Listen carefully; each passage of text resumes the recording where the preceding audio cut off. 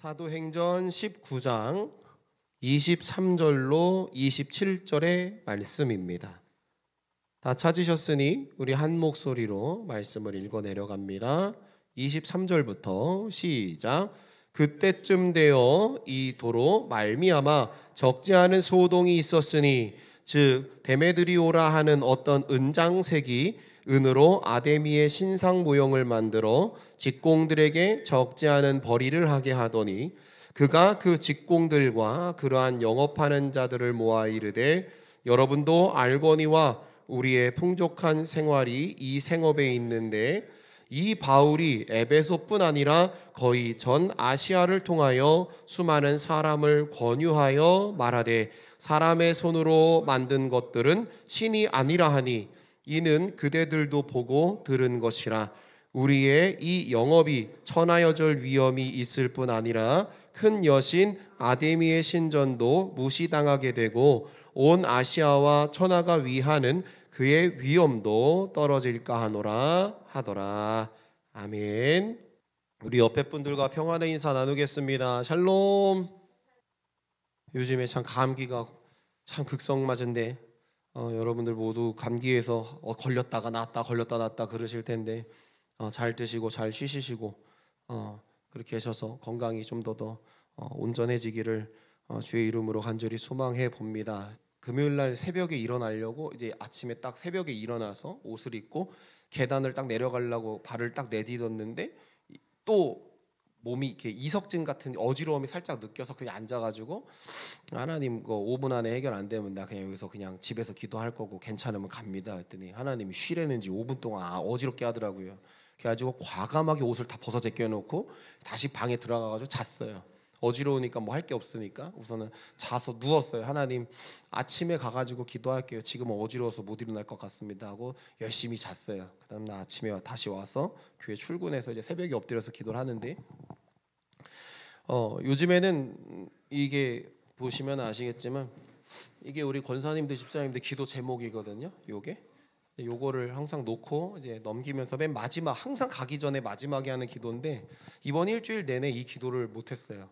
이 기도를 하지 않고 나를 위해 열심히 기도하느냐고 이 기도를 생각을 못하고 제 것만 위해 한 주간 동안 나름대로 기도했던 것 같아요. 그러면서 생각하는 게 우리의 신앙생활을 하는 데 있어서 오늘 주제처럼 방해꾼과 또 흙탕물을 일으키는 상황이 뭐가 있을까? 우리의 건강에서도 방해의 요소가 뭐가 있고 내 마음과 건강에 흙탕물을 일으키는 게 뭐가 있을까라는 거에 말씀을 읽고 기도하다가 계속 이번 한 주간 동안은 이걸 갖고 고민했던 것 같아요. 그래서 오늘은 우리가 사도행전 19장 23절에서 27절의 말씀을 갖고 방해꾼과 흙탕물이라는 주제로 우리가 좀 말씀을 한번 나눠보려고 하거든요. 토요일 날이면 예배를 준비하기 위해서 이렇게 책상에 앉죠. 그럼 아이들이 이렇게 가끔 물어봐요. 아빠 예배 몇 시간이면 준비 끝나? 이렇게 물어보죠. 시간이 없어요. 말을 못하죠. 얼마나 걸릴지 몰라. 이렇게 항상 말을 하거든요. 저 아이들이 초등학교 가기 전의 일인데요. 우리 아이들이 제가 이제 예배 준비를 하고 있는데 이렇게 서재를 삐끔 문 열고 들어오더니 아빠 심심해 놀아줘 이렇게 얘기를 해요. 아이들이 들어오는 순간 집중력이 탁 흐트러지죠. 뭔가 묵상하고 집중하고 있었던 게. 그게 더 이상 예배 준비는 할 수가 없어요. 애들이 문을 열고 들어오는 순간부터는. 그럼 어떻게 해야 되냐면 아빠가 그러면 놀아줄게. 얼른 얘들이랑 놀아주고 빨리 재워버리고 밤에 혼자 준비하는 게 빠른 거지요. 자, 그런데 아이들에게 야 아빠 애기인데 뭐 이제 5살 6살짜리 꼬마 아이들한테 아빠가 예배 준비하는데 나가 있어 이렇게 하기에는 아직 이해도가 떨어지잖아요. 그래서 아이들이 아빠가 예배를 준비할 때 준비 중이시니까 조금 이따 들어와야지 라는 인식을 할 때까지 기다려야 되는 거잖아요. 이제는 안 들어와요. 예배를 준비하고 있으면 저랑 있는 것도 재미가 없지만 자기들끼리 노는 게 재밌지만 우선 아빠가 예배 준비를 하는구나 하면 아이들이 방해가 되면 안 되겠지 해서 아이들이 똑똑똑을 하거나 아니면 아이들이 기다려줬다가 저에게 뭔가를 요청을 해요. 특별히 심한 게 아니면. 이렇게 아이들이 뭔가 잘 이해할 수 있는 상황이 되고 받아들이게 되면 이제 예배를 준비하는 데 있어서 방해가 되지 않죠. 그런데 이 아이들은 제 예배를 준비하는 데 있어서 순간적인 방해꾼이에요. 그렇죠? 우리 아이가 예배를 준비하는 아빠에게 순간적인 방해꾼이에요. 근데 이 아이는 아빠의 예배를 방해하고 싶지 않았어요. 단지 이 심심한 상황을 아빠를 통해서 해결하고 싶었던 것 뿐이에요. 그래서 아빠 하고 부른 거죠. 아이들은 큰 잘못을 한 게 아니에요. 하지만 나에게는 그 아이들의 외침이 때로는 방해의 순간이 되기도 하더라라는 그러한 상관관계가 있죠. 방해는 특별하게 화려한 방식이나 방법으로 행하는 것은 아니더라는 거예요. 나는 방해가 아닐 수가 있게 행동을 했는데 방해가 될 때도 있고, 때로는 방해를 해야지라고 마음을 먹고 방해를 해도 상대방이 별로 그걸 방해로 여기지 않으면 방해가 안 될 때도 있어요. 내가 하고 싶은 것, 내 상황을 생각하고 내 상황을 우선적으로 해결하려고 주변의 상황을 고려하지 않는 모습을 가지고 행하는 모습이 방해의 순간들이 될 수 있는 것들이라는 것을 우리는 잘 알고 있잖아요. 그래서 우리는 기억해야 돼요. 내가 하고 싶은 일이 있을 때 해야 하는 목적의식이 너무 강하면 순간 상황을 올바르게 읽지 못하여 자칫 상대방에게 방해가 되는 모습이 나타나기도 해요. 이럴 때는 자기 상상만 하지 말고 우리는 이럴 때 뭘 해야 돼요? 따라해 보겠습니다. 대화를 하자. 묻고 답을 해보면 아는 거예요. 제가 이거 해도 될까요? 제가 이거 지금 말씀드려도 될까? 이렇게 했었을 때 목사님 괜찮아요. 그러면 제가 잠깐 5분만 말씀드릴게요. 이게 방해가 되지 않도록 서로가 이러한 것들을 우리는 직접 대화를 하거나 물어서 방향을 잡아가면 이게 참 지혜로운 거죠. 그런데 우리가 때로는 부를 수가 없는 상황일 때에는 우리는 또 다른 방법들이 많아요. 뭐 내가 이렇게 뭘 해놓고 나서 아니면 이렇게 편지를 써놓던가 아니면 카톡을 보내놓던가 이렇게 하면 이렇게 나를 위해 준비해줬고 뭘 했구나. 우린 이렇게 이해할 수가 있죠.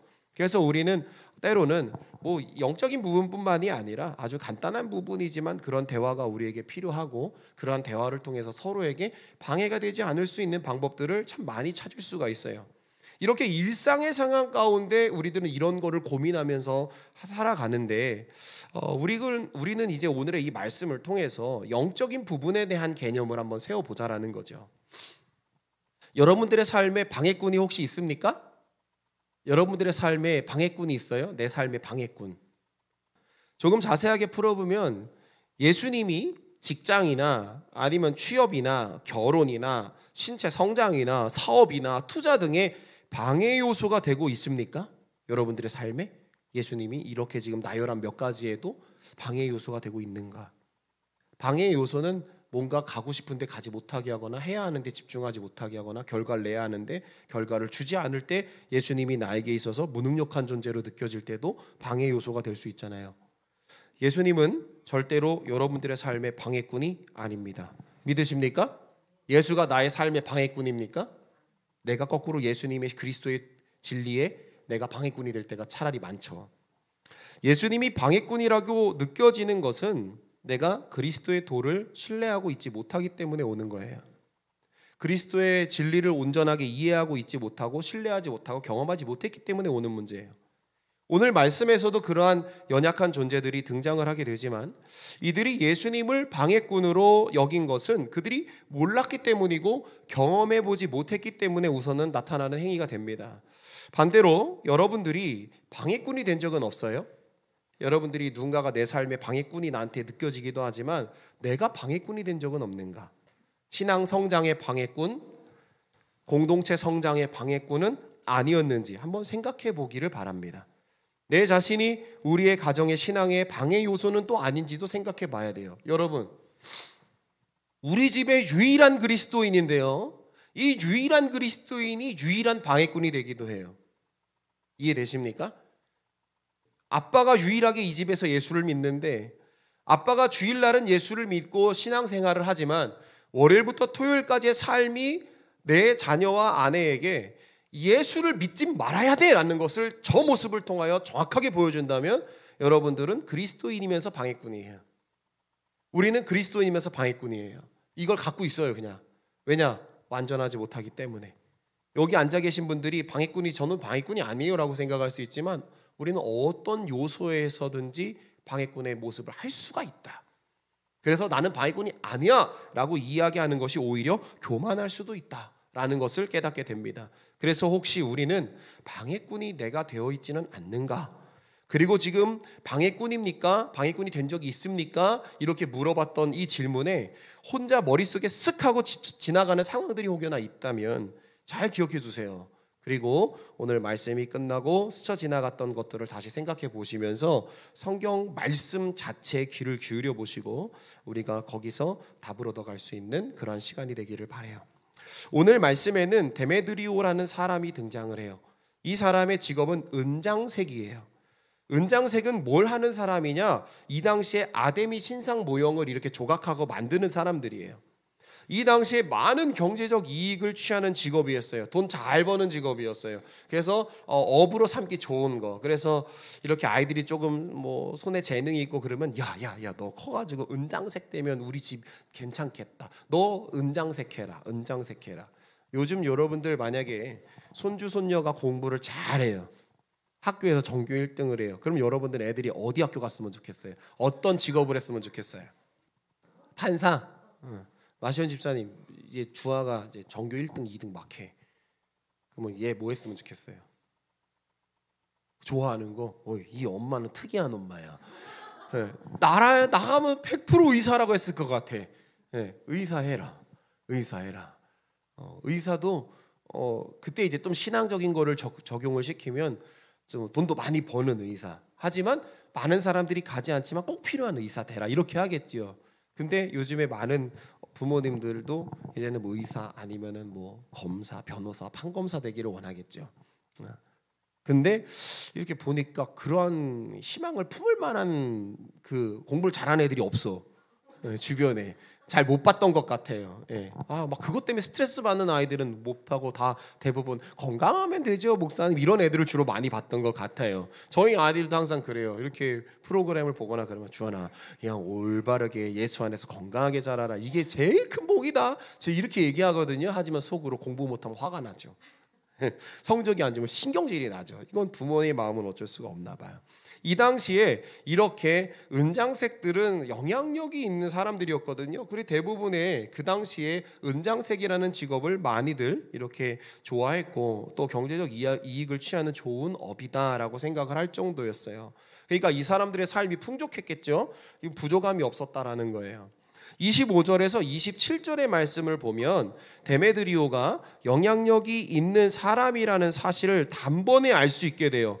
그의 영향력이 상당히 어떠한 영향력을 갖고 오냐? 부정적인 관점에서의 영향력을 갖고 왔다.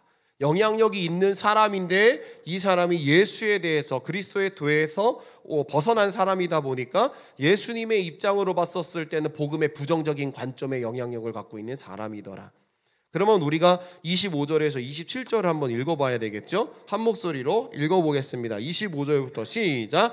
그가 그 직공들과 그러한 영업하는 자들을 모아 이르되 여러분도 알거니와 우리의 풍족한 생활이 이 생업에 있는데 이 바울이 에베소뿐만 아니라 거의 전 아시아를 통하여 수많은 사람을 권유하여 말하되 사람의 손으로 만든 것들은 신이 아니라 하니 이는 그대들도 보고 들은 것이라 우리의 이 영업이 천하여질 위험이 있을 뿐 아니라 큰 여신 아데미의 신전도 무시당하게 되고 온 아시아와 천하가 위하는 그의 위엄도 떨어질까 하노라 하더라. 아멘.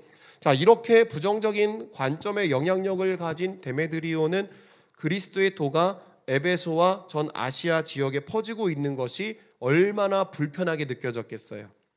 지금 우리의 십자가의 복음이 여러분들의 옆에 있는 지인들에게 전해지기만 해도 지인들이 예수를 모를 땐 불편해요. 그래서 이 사람하고 모일 때 우리가 그런 말을 많이 하죠. 나 당신 좋아.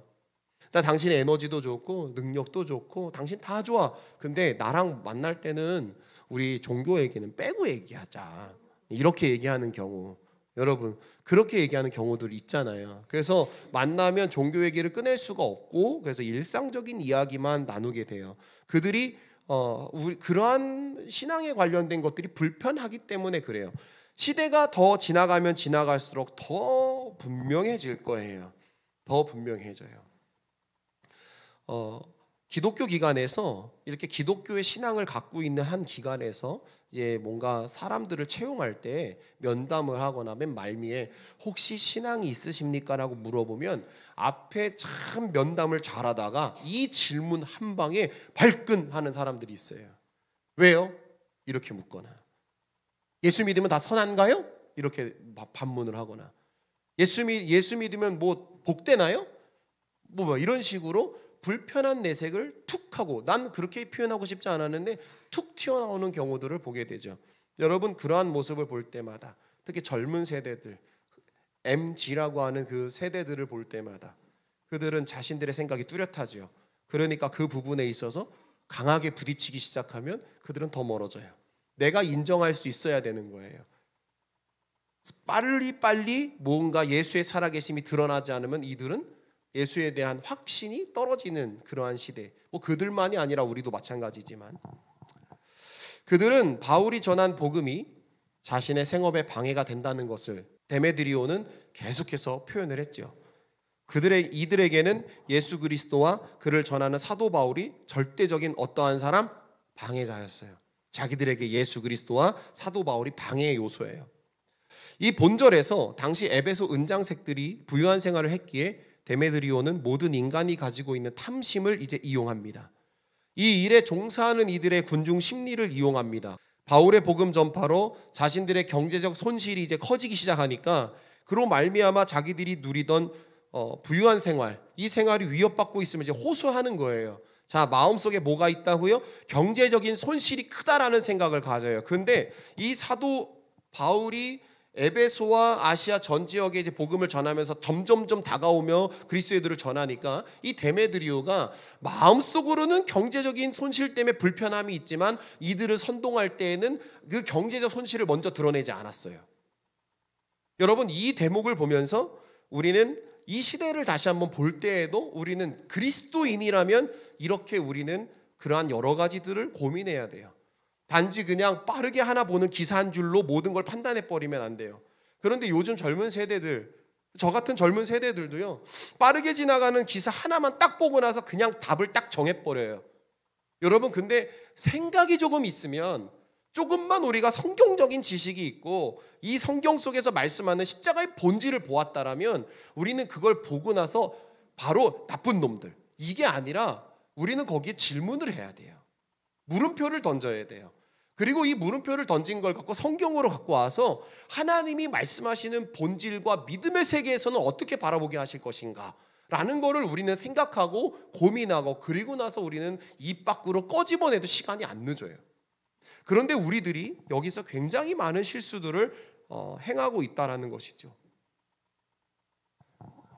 바울의 선교로 인하여 자신들의 가진 직업이 천해진다고 했어요. 말씀을 보니까 바울이 자꾸만 복음을 전하니까, 야, 아데미 신상? 야, 그거 우상이잖아. 이렇게 얘기해요. 그거 아무것도 아니잖아. 사람이 만든 그게 무슨 능력이 있다고. 살아계신 예수 그리스도가 너희들의 죄를 구원하시고 너희들의 영혼을 회복시키시고 무너져가는 시대를 다시 일으켜 세우시는 진리의 예수 그리스도가 계신데 니네가 만드는 그 신상, 신물, 그 형상 들고 있어봐야 무슨 소용이 있어라고 사도 바울이 복음을 전하잖아요. 그 복음을 전하는 사람, 그 사람의 복음을 듣고 많은 그 당시에 우상 신물을 만들었던 그들은 얼마나 자신들의 가진 이 직업이 천해질까라는 두려움을 가졌겠어요. 아데미 신상이 경솔히 여겨진다.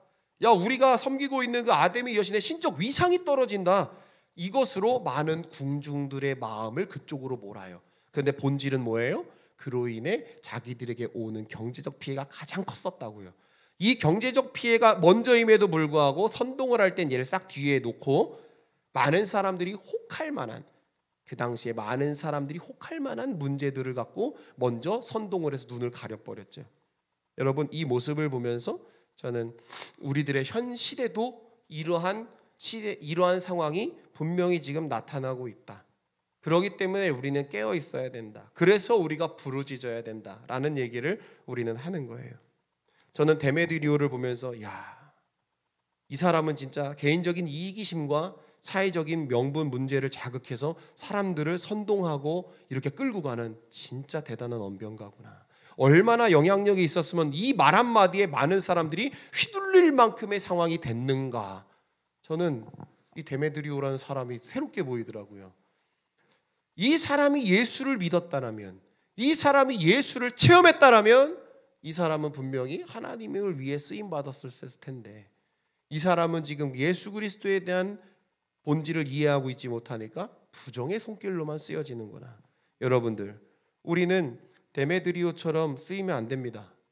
여러분들의 입술이 그러한 부정의 것으로, 부정의 군중 심리를 만들어가는 것으로 무언가 부정의 요소 속에 박수 쳐주는 무리가 되어서는 안 됩니다. 여러분들 깨어 있어야 합니다. 우리 깨어 있어야 합니다. 어디 중심으로? 예수 중심으로. 왜 자꾸만 사람들이 만들어 오는 모든 그러한 노선에서 서로가 줄다리기 하고 있습니까? 가장 쉬운 건 일로 가면 되는 거예요. 가장 쉬운 건 말씀으로 돌아가면 되는 거예요. 말씀을 보고 보면서 본질을 거기서 찾으면 되는 건데 왜 자꾸만 이렇게 우리는 극단적인 표현들을 쓰면서 쪼개져야 하는지를 저는 이해할 수가 없습니다. 그때나 지금이나 전 똑같다고 봐요. 육적인 것이 중요한 이들은 비슷한 모습을 보이고 있더라. 육적인 것이 중요한 사람들은 스스로 아니라고 말할 수 있는 당당함이 없으니까 항상 군중을 이용하여 그것이 진리인 것처럼 포장을 하고 자신들의 속내를 감추고 명분을 내세워 군중몰이를 하는 모습이 어김없이 비슷하다. 그래서 믿음이 있는 자들이 올바르게 보아야 한다. 군중 심리에 이끌려 선포해야 할 것을 당당하게 선포해야 하는데 선포하지 못하는 시대가 아니라 우리는 선포해야 하는 시대예요. 뭘 선포해요? 예수 그리스도가 살아계시는 분, 하나님의 아들이다. 예수 그리스도가 우리의 죄를 씻어주실 수 있는 유일한 분이다. 예수 그리스도만이 구원자다. 어렵고 힘들고 아파고 괴로워도 우리는 흔들리지 않는다. 왜? 진리의 길에 계신 예수 그리스도를 신뢰하니까 그분만이 진리다라고 우리는 당당하게 외칠 수 있는 거예요. 왜 당신은 그렇게 힘들고 아프고 가난하면서도 왜 예수님을 원망 안 해? 이렇게 물어볼 때에도 우리는 거기에서 여유를 갖고 내가 예수를 믿는 이유는 부자가 되기 위함도 아니요, 내가 예수를 믿는 것은 내 자녀가 복되기 위함도 아니요, 예수 그리스도를 믿게 된 이유는 주님이 나를 사랑하신다라는 그 말씀 한마디 때문에 나는 가난하나 아프나 그 모든 것들을 넘어서서 이분이 나를 사랑하시니, 이분이 나를 위해 죽으셨으니, 이분이 나를 위해 모진 고초를 겪으시며 내 영혼을 위해 나아가시니 나는 이분을 위해 그냥 산 것뿐이다 라고 이야기할 수 있는 신앙의 고백. 목적이 다르다라는 걸 분명히 보여줬잖아요. 많은 세상 사람들은 잘되기 위해 주를 믿는다면 나는 잘되기 위해 주를 믿는 게 아니라 진리를 위해 예수를 믿는 것뿐이야. 목회자의 자녀로 자라나면서 진짜 때로는 아버지하고 어머니가 이해가 안 될 때가 있어요. 정말 이해가 안 될 때가 있어요. 왜 이해가 안 되냐면요, 이렇게 하면 우리가 피해 보거든요. 이렇게 하면 자녀들이 가난해지거든요. 그런데 여기에 대해서 아랑곳하지 않아요. 그러면 이 자녀들은 아빠가 무능력해 보이고요, 엄마가 무능력해 보이고요, 우리를 버렸다고 생각을 해요. 1차적으로는 그 생각들을 다 해요.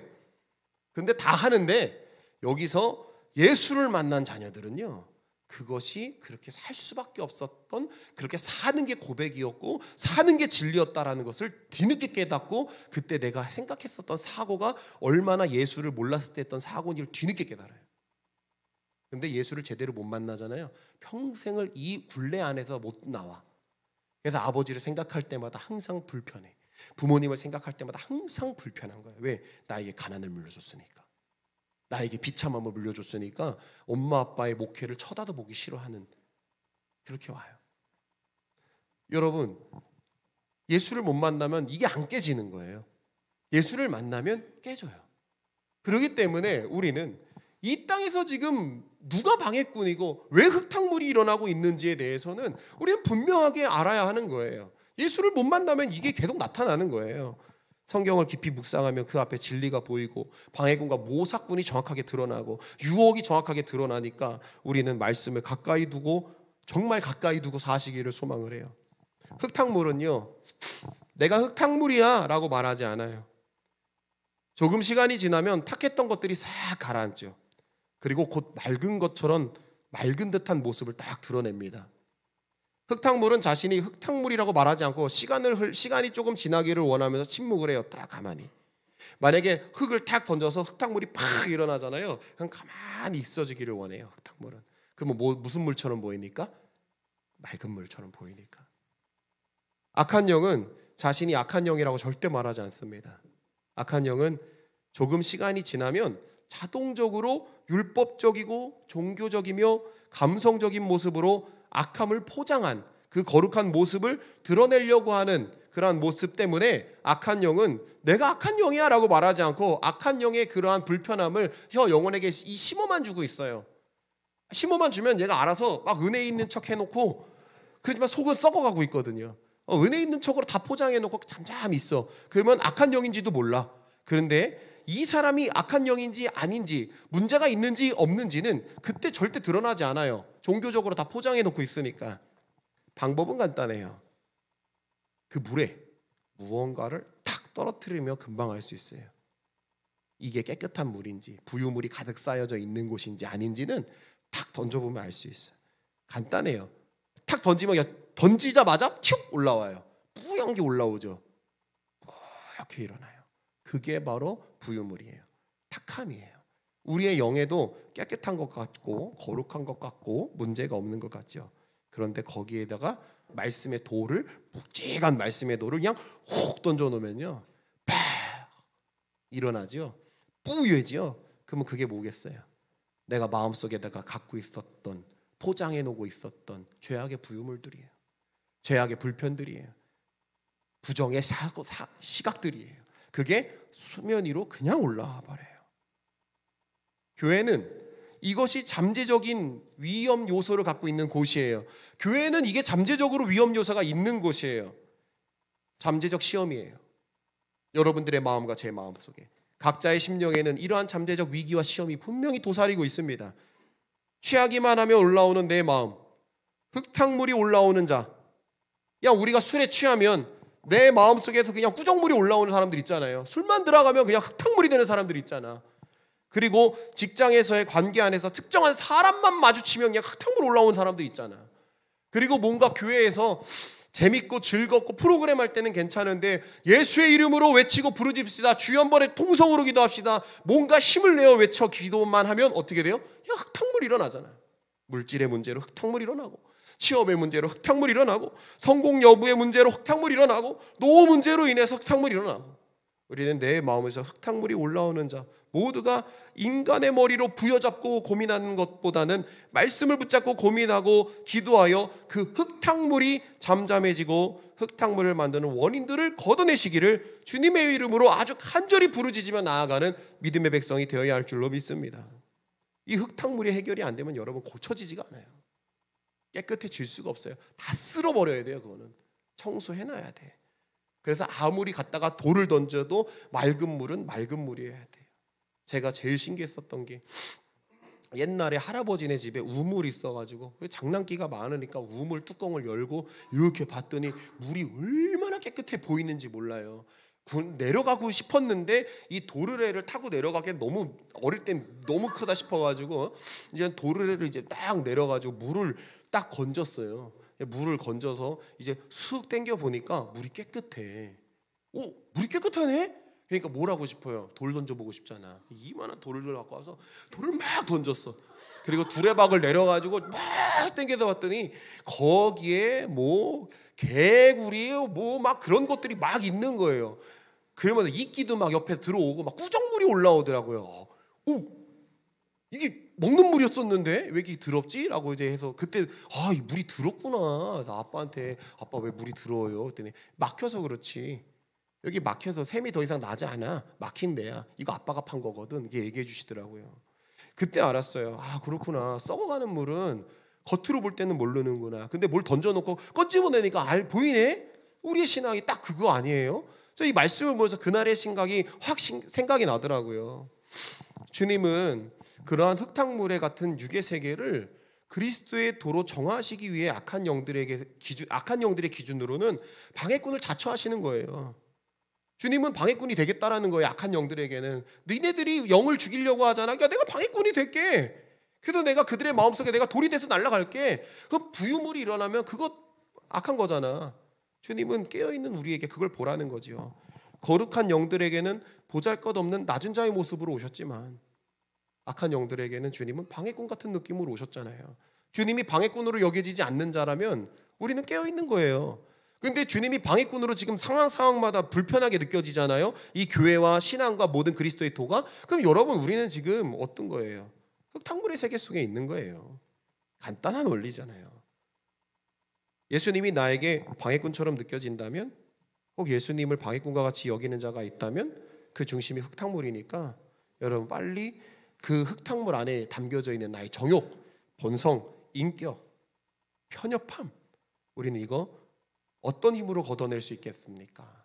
예수 그리스도의 힘으로 밖에 걷어낼 수 없다는 거예요. 말씀을 묵상하면서 내 마음속에서 요동치는 문제와 내 입으로 내뱉어버리는 불만과 부정의 모든 것들이 자신의 이익과 자존심을 위해서 정당화돼서는 안 됩니다. 데메드리오는 자신들이 이렇게 행하는 모습을 정당성에서 찾고 싶었어요. 다음 주의 말씀을 보면 자신들의 정당성을 외치려고 군중의 무리들과 함께 분위기를 바꾸려고 노력하는 그 데메드리의 모습이 보여요. 하지만 본질이 안 바뀌더라는 거예요. 전형적인 육의 모습은 자신의 정욕을 정당화하려고 하지만 그리스도의 전형적인 육의 모습은 자신의 신앙을 자신의 의의 기준으로 정당하려는 모습도 드러난다라는 거. 우리 이것도 기억해야 돼요. 우리는 이러한 상태에서 깨어 있어야 합니다. 주님 앞에서 해야 할 거, 주님의 것으로 구별해야 할 것을 구별하지 못하고 사는 모습도 전형적인 육의 모습이에요. 여러분이 주님의 것입니까? 옆에 분과 한번 묻습니다. 당신이 주님의 것입니까? 자, 대답해 보세요. 우리 주님의 것입니까? 정말 주님의 거예요? 네. 한 번 더 물어볼게요. 여러분 주님의 거 맞아요?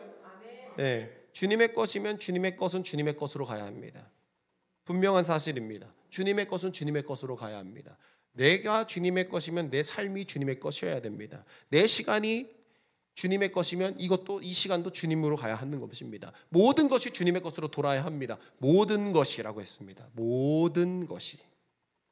일정 부분만 끊어내서 이거는 덮어두는 거는 주님이 보실 때 아나니아하고 삽비라하고 똑같은 겁니다. 주님이 보실 때는 똑같은 겁니다. 숨겨놓은 자들하고 똑같은 겁니다. 꼽을 쳐놓은 거랑 똑같은 겁니다. 주님은 다 아십니다. 그리고 나서 주님 나의 삶 가운데 깊숙이 오시옵소서. 절대 못 가요. 절대 못 가요. 왜? 내가 주님의 것인데 주님의 것대로 살아야 하는데 내 필요에 따른 것들은 항상 우리가 항아리 속에 담아두고 주님 나머지만 갖고 안 보이죠? 주님이 나머지만 갖고 저를 위해 동행해 주시옵소서. 나래도 안 할 것 같아. 근데 주님은 다 아는데 우리는 계속 눈을 이렇게 가리고 있잖아요. 모르시죠 주님? 애들이 이렇게 하고 나서 아빠 없네 하면 못 찾잖아요. 그렇죠? 손 띄면 알잖아요. 눈 가리고 아웅이잖아요. 우리의 왜 그런 신앙 속에서 우리는 이렇게 오랜 시간 동안 아닌 거를 시간의 낭비를 이렇게 하고 있는지 모르겠어요. 우리 교회는 여기서 자유로워졌으면 좋겠어요. 정말 저는 그래요. 우리 교회가 뭐 크든 말든 상관없다. 여기에서 자유로운 교회가 되자 제발. 우리의 성도님들이 여기서 자유로운 교회 되면 진짜 성공이다. 저는 그러한 자부심이 말씀을 보다가 생겼어요. 여러분 우리는 그리 될 줄로 믿습니다. 전형적인 육의 모습 걷어내시기를 소망을 합니다. 우리는 깨어 있어야 합니다. 주님 앞에 해야 할 것들, 우리가 해야 할 것들 두리뭉실하게 접근하지 마십시오. 아주 자세하고 아주 명확하고 우리가 하나님 앞에 간절하게 외쳐야 할 것들을 갖고 우리는 나아갈 수 있는 믿음의 백성이 되셔서 절대로 예수 그리스도 본질의 방해꾼 되지 마시기를 소망하고 여러분의 중심이 흙탕물이 되지 않기를 주의 이름으로 간절히 소망합니다.